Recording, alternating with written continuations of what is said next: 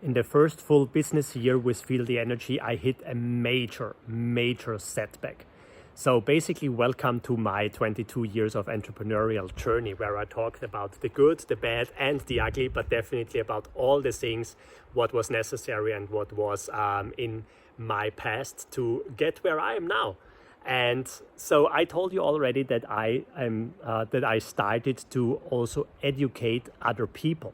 And it was like a freelance at this time, because I had my own company, and I had a contractor-based freelance opportunity to work with the biggest education company in Austria at this time. And they were doing all educations in the health space. So they were educating personal trainers, nutrition coaches, mental health trainers, and all these different jobs. And I started to do a lot of education there because I had nearly 10 years of track record as a personal trainer, nutrition coach, and as an entrepreneur at this time. And it was working. I really liked it. I got the opportunity to be responsible for all these educational programs. And then they also started to expand it in different other states within my country.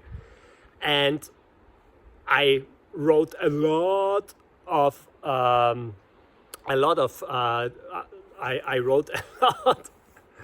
invoices that I find the right word, and at the beginning I got them paid, but over time they were delaying their payments and pushing it behind. And I just was not experienced enough to be hard on them to really get my money.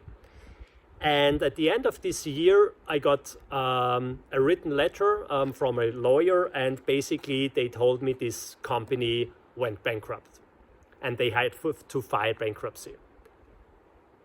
And I did not know what this means for me, because they were they needed to pay tens of thousands of euros to me from the last year where I did all this work.